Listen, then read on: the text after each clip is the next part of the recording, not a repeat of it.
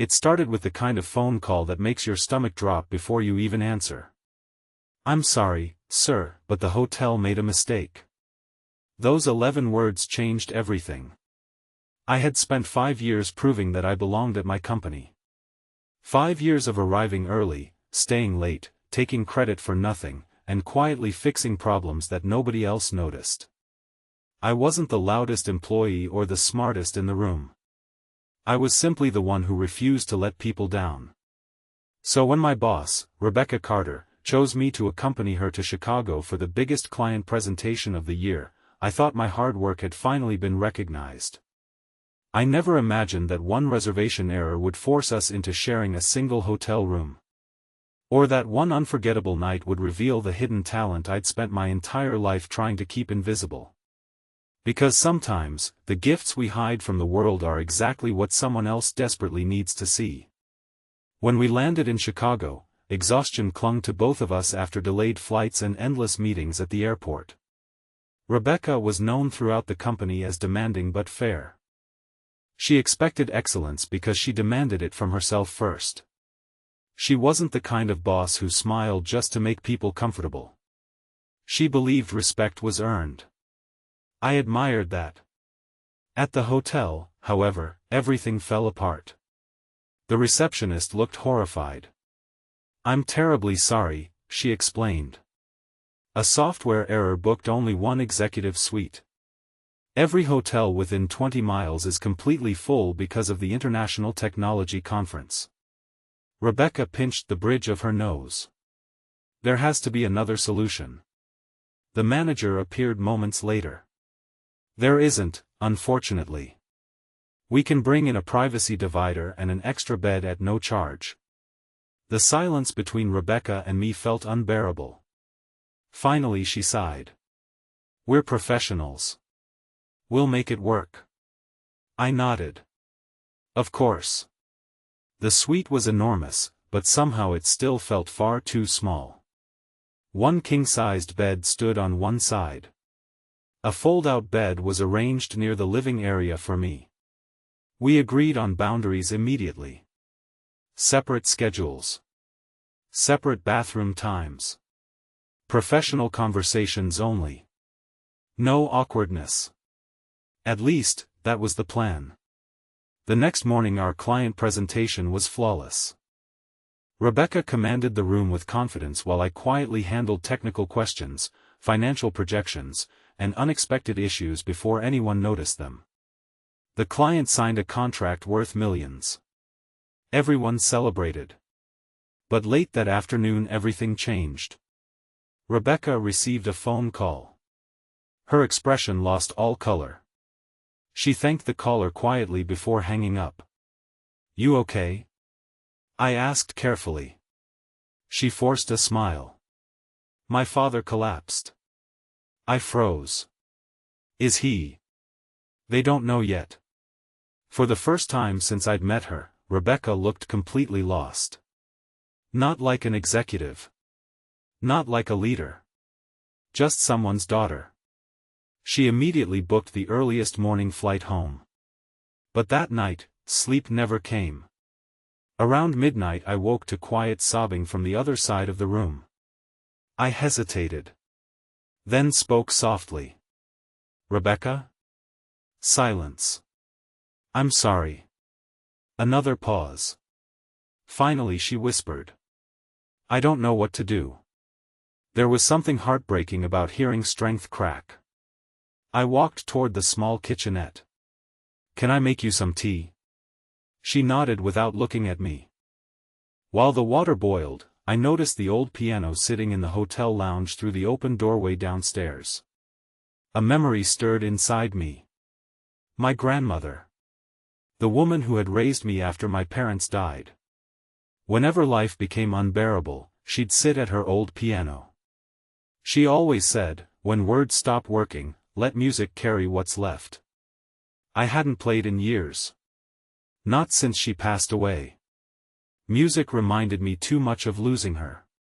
Yet something inside me refused to ignore Rebecca's pain. "I'll be back," I said. She barely looked up. Downstairs, the lobby was almost empty. The piano stood quietly beneath warm lights. My fingers trembled as they touched the keys. The first notes came slowly. Then another. And another. Before I realized it, memories poured into melodies. Soft. Gentle. Hopeful. Not a performance. A conversation without words. I played every song my grandmother had taught me. Songs about healing. About forgiveness. About finding light after darkness. When I finally stopped, I realized someone was standing nearby. Rebecca. Tears streamed down her face. I didn't know. She whispered. I looked embarrassed. I used to play. You don't just play. She shook her head. You tell stories. I laughed nervously. My grandmother taught me. You gave that up? I nodded. After she died, it hurt too much. Rebecca sat beside me. My mother loved the piano too. For the next hour, we talked. Not as boss and employee. As two people carrying grief. She spoke about growing up with impossible expectations. About sacrificing relationships for her career. About regretting every missed birthday with her parents. I shared stories of losing my family young. Working multiple jobs through college. Learning never to ask anyone for help. Neither of us realized dawn was approaching. The next morning Rebecca rushed home. Before boarding, she turned toward me. Thank you. For what? For reminding me there's more to life than work. Weeks passed. Her father survived after emergency surgery. Life slowly returned to normal. Or so I thought. One Friday afternoon, Rebecca called me into her office. I have something to show you. She handed me a proposal. Our company sponsored children's hospitals every Christmas. This year she wanted something different. A music therapy program. I looked up. She smiled. I visited my father during recovery. The music therapist changed everything. He started smiling again. Then she looked directly at me. I remembered that night. I want you to help build this program. I blinked. Me? You understand something spreadsheets never will. You understand people. Over the next several months, my responsibilities changed. Yes, I still worked in finance.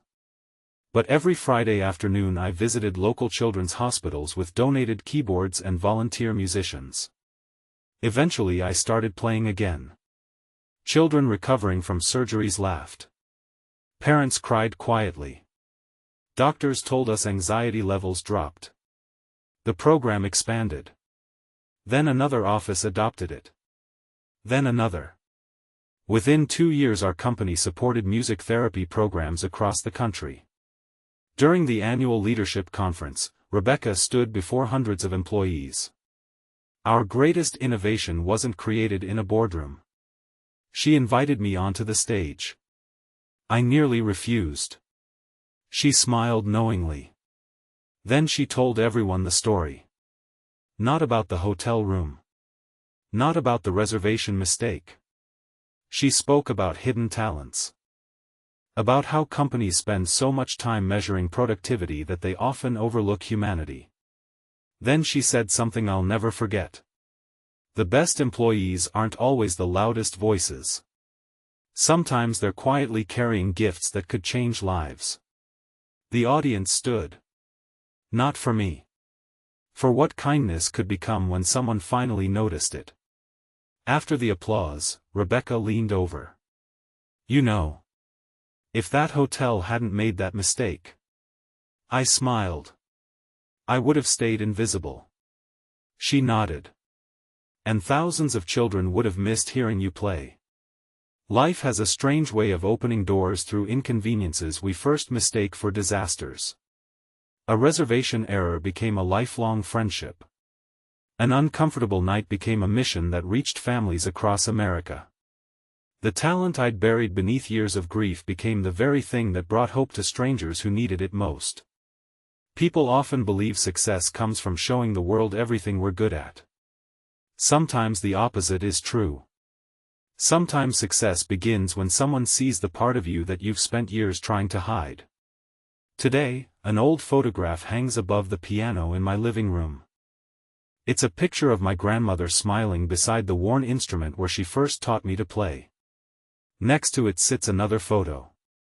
Rebecca, her father, a room full of laughing children, and me at a hospital holiday concert.